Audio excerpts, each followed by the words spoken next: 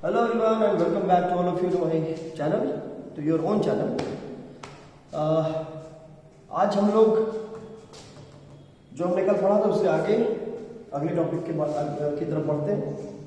आज का हमारा टॉपिक है electronic configuration of elements and the periodic table.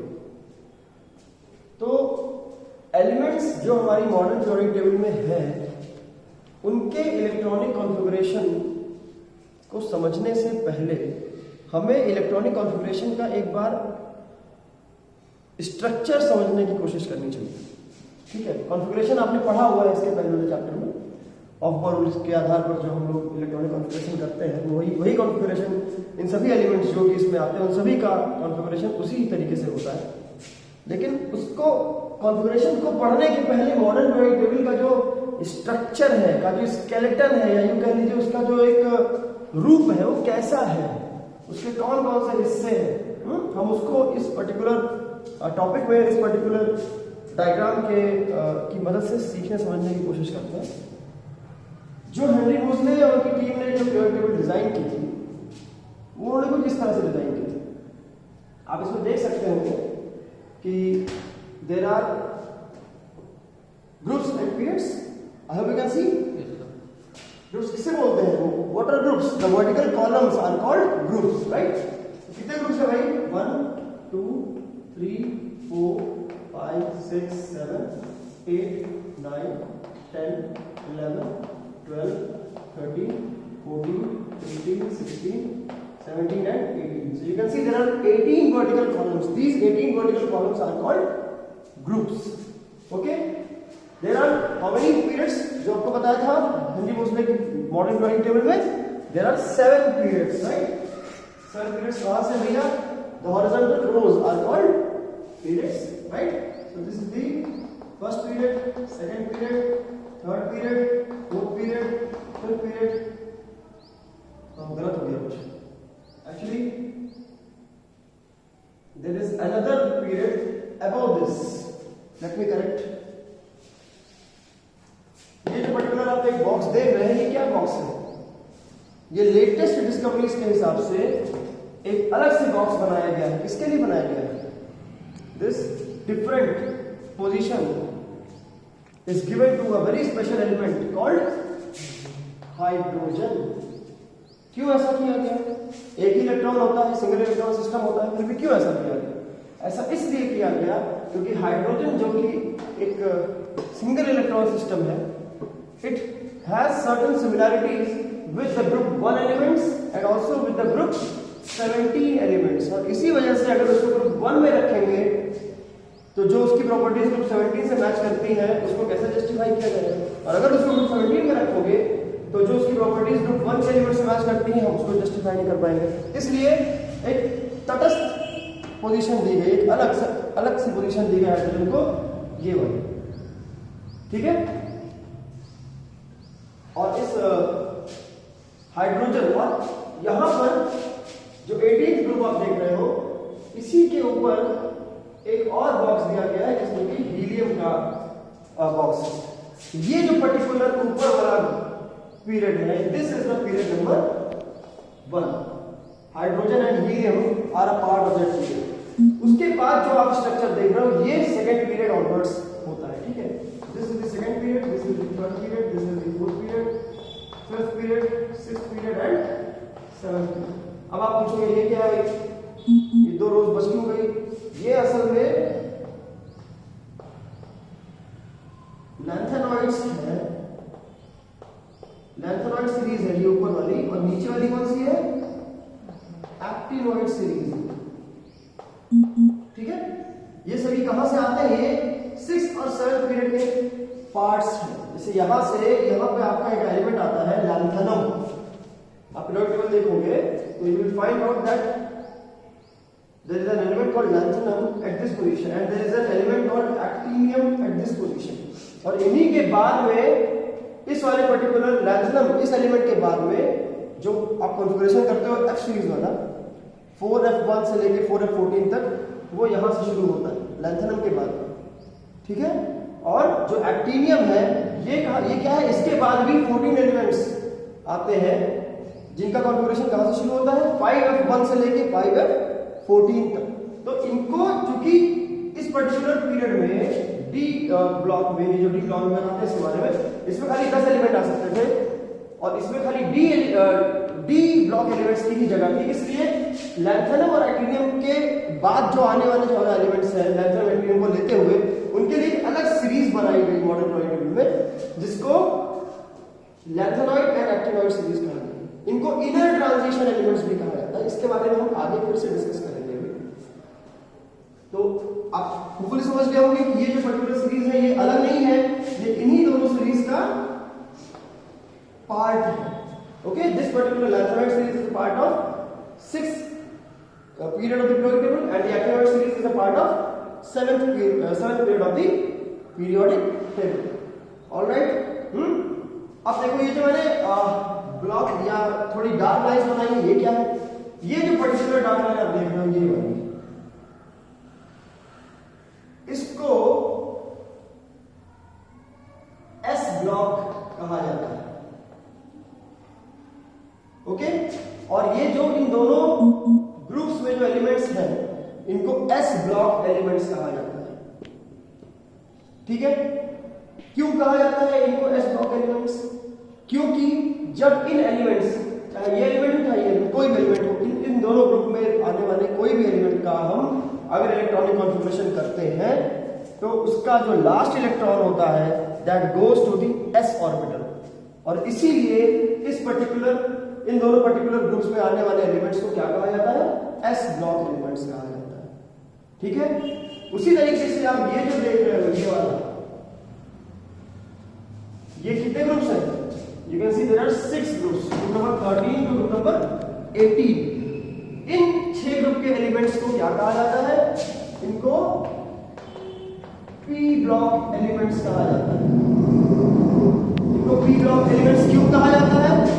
इनको पी ब्लॉक एलिमेंट्स इसलिए कहा जाता है क्योंकि जब इस पर्टिकुलर ब्लॉक में आने वाले किसी भी एलिमेंट का हम कॉन्फ़िगरेशन करते हैं तो उसका जो लास्ट इलेक्ट्रॉन होता है that goes to the P orbital. Okay, simple.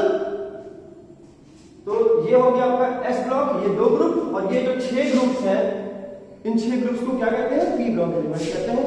एक चीज आप और नोट कर लीजिए कि जो एस और पी ब्लॉक होता है इन दोनों को एक साथ रिप्रेजेंटेटिव एलिमेंट्स भी कहा जाता है।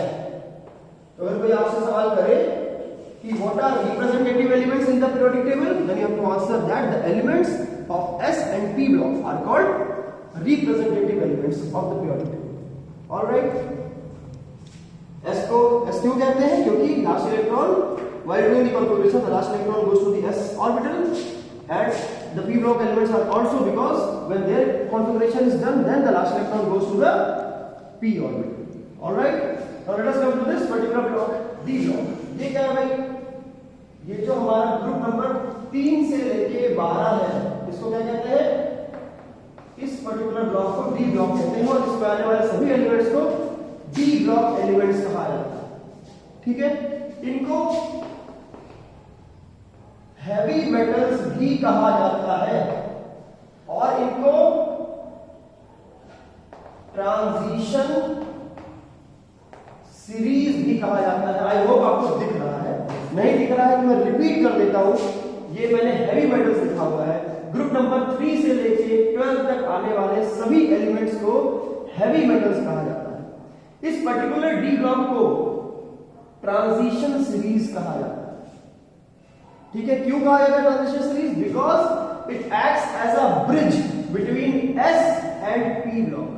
तो ट्रांजिशन का मतलब क्या होता है? जब हम एक फेज से दूसरे फेज में पहुंच जाए उसको ट्रांजिशन बोलते हैं। तो वो एलिमेंट्स जो पीरियोडिक टेबल में एक ब्लॉक से, या ये मेटलिक ब्लॉक है, ये मेटलिक ब्लॉक है, ठीक है, इधर जो है ये जो एलिमेंट्स है ना ये मेटलिक है और इस तरफ जो एलिमेंट्स होंगे वो नॉन मेटलिक होंगे, और बीच में क्या है भाई? इधर से मेटलिक नेचर लगातार कम होता जा रहा है और इधर मेटलिक नेचर घटता जा रहा है, और यहाँ पे क्या हो रहा है? नॉन मेटलिक नेचर बढ़ता जा रहा है। तो मतलब वो क्या देखने को मिल रहा है? हमको एक पर्टिकुलर नेचर का ट्रांजिशन देखने को मिल रहा है। उस ट्रांजिशन को कॉज करने के लिए बीच में कौन आ रहा है? डी ब्लॉक एलिमेंट्स आ रहा है, और इसीलिए डी ब्लॉक एलिमेंट्स को क्या कहते हैं? ट्रांजिशन मेटल्स भी कहते हैं, ट्रांजिशन सीरीज भी कहते हैं, हैवी मेटल्स भी कहते हैं। ठीक है, समझ में आ रही बात? I hope it is very easy, very clear to you. तो ये इंट्रोडक्शन है आपकी पीरियोडिक टेबल जो है उसका, और इसमें अभी मुझे और क्या बताना है, ये जो आपका लैंथेनाइड्स है, एक्टिनोइड्स है, इनको तो मैंने बता दिया ये एफ ब्लॉक एलिमेंट्स हैं, इनको these are called F block elements. Why?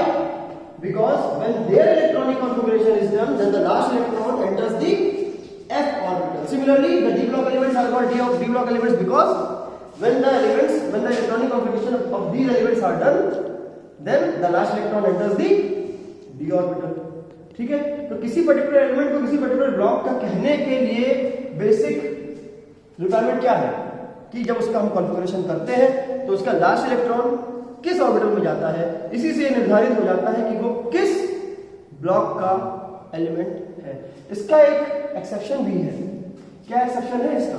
ये जो आप देख रहे हो हीलियम, जब हम हीलियम का एटॉमिक इलेक्ट्रॉनिक कॉन्फ़िगरेशन करते हैं, एटॉमिक नंबर 2 होता है इसका, तो क्या आता है 1s2, और लास्ट इलेक्ट्रॉन कहां जा रहा है? s में जा रहा है ना। तो क्या होना चाहिए इसका ब्लॉक? s ब्लॉक होना चाहिए, लेकिन s ब्लॉक नहीं है। क्यों नहीं है s ब्लॉक? क्योंकि हीलियम एक नोबल गैस है। ठीक है, और नोबल गैसेस को हमेशा एक ही ग्रुप में रखना है। तो ये जो पर्टिकुलर ग्रुप है ना, ग्रुप 18, ये क्या है? ये ग्रुप, ये नोबल गैसेस का ग्रुप, helium, neon, argon, krypton, xenon, radon.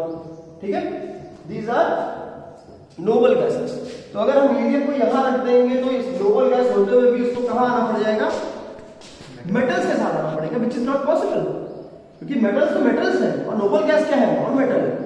ठीक है, तो हमको लाइक मेटल्स या लाइक एलिमेंट्स को एक साथ एक ही ग्रुप में रखना होता है। आपको मैंने बताया था कि एक ग्रुप में आने वाले सभी एलिमेंट्स कैसे होते हैं? लाइक प्रॉपर्टीज वाले होते हैं, एक जैसी प्रॉपर्टीज वाले होते हैं। ठीक है, तो it is very easy to understand. F block elements का मैं कुछ फिर से बोलिए बता रहा आपको। एफ ब्लॉक एलिमेंट्स को इनर ट्रांजिशन एलिमेंट्स या मेटल्स भी कहते हैं। ये भी मेटल्स होते हैं सारे, इनर ट्रांजिशन मेटल्स बोलते हैं। इनर क्यों बोलते हैं इनको? क्योंकि इनमें जो लास्ट इलेक्ट्रॉन होता है वो कभी भी आउटर मोस्ट शेल में नहीं जाता है, वो कभी भी सेकेंड आउटर मोस्ट में नहीं जाता है। वो कहां जाता है? वो एंटी पेनल्टीमेट में जाता है। मतलब जैसे जैसे बोर्ड में जगह कम पड़ रही है, मैं बता देता हूं आपको इधर से।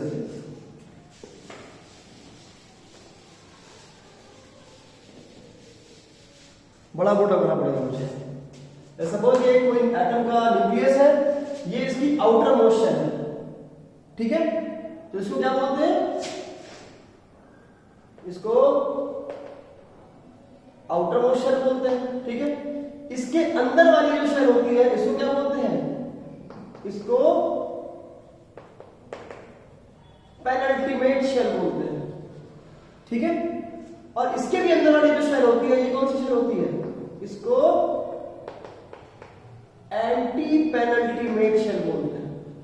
मतलब जो पेनल्टीमेट के जस्ट पहले हो उसे एंटी पेनल्टीमेट शेल बोलते हैं। तो जो एफ ब्लॉक एलिमेंट्स हैं ये वाले, इनमें जो लास्ट इलेक्ट्रॉन होता है वो एफ ऑर्बिटल में जाता है, और जिस एफ ऑर्बिटल में जाता है वो एफ ऑर्बिटल कभी भी आउटर मोस्ट में नहीं होती है, वो कभी भी पेनल्टीमेट में नहीं होती है। वो कहां होती है?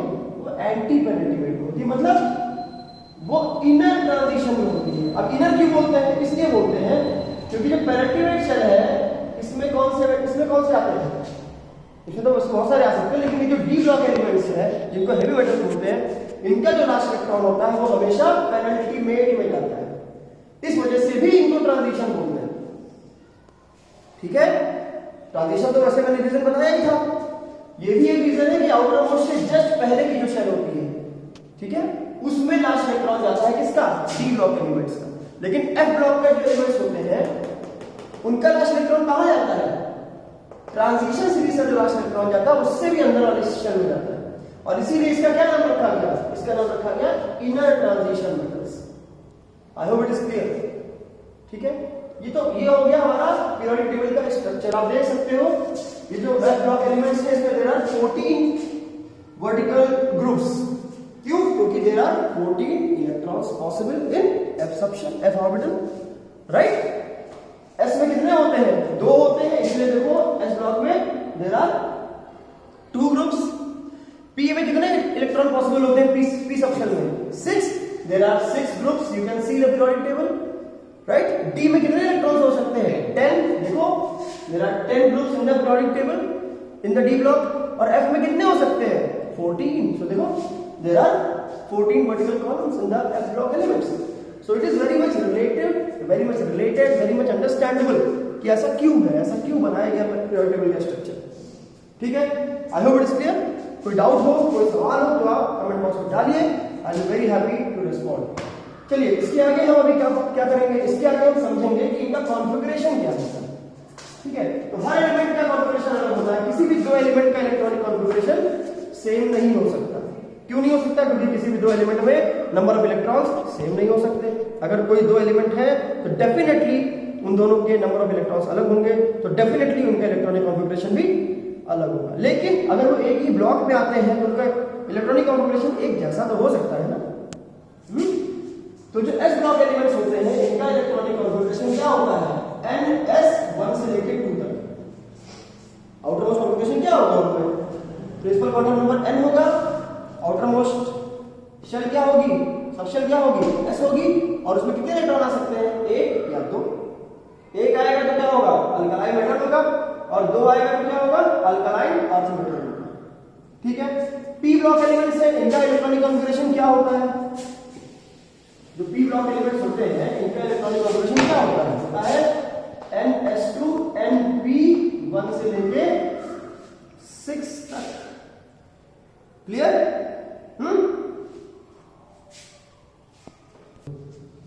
तो यहां पर मैंने ब्लॉक वाइज इलेक्ट्रॉनिक कॉन्फ़िगरेशन जो होना चाहिए वो यहां पे लिख दिया, आप देख के समझ लीजिए।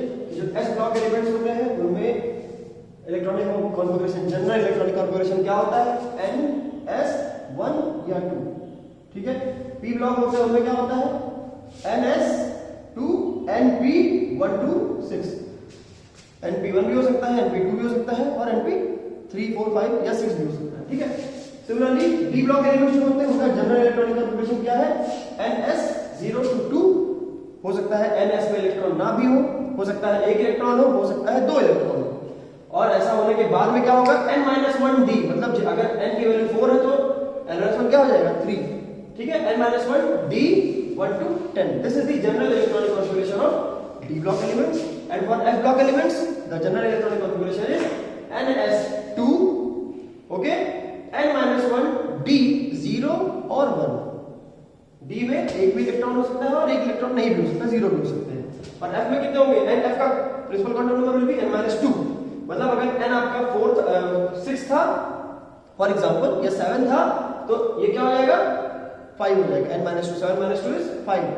Okay, 5f1 to 14 means 5f1 or 5f2 or 5f3 and so on up to 5f14. So this is the basic idea of general electronic configuration of all the elements of the periodic table. आप अगर इसको देख लिए हैं, समझ लिए हैं, तो मेरे हिसाब से अभी आपको इलेक्ट्रॉनिक कॉन्फ़िगरेशन भी करने में दिक्कत नहीं आएगी, और आपको एलिमेंट्स की पोजीशनिंग के बारे में भी समझने में कोई दिक्कत नहीं आएगी। यदि ऐसी कोई दिक्कत आती है, कोई डाउट आता है, I will be very happy to if you share your problem in the comment box. चलिए, thank you so much, take care and stay tuned for the next video. Thank you.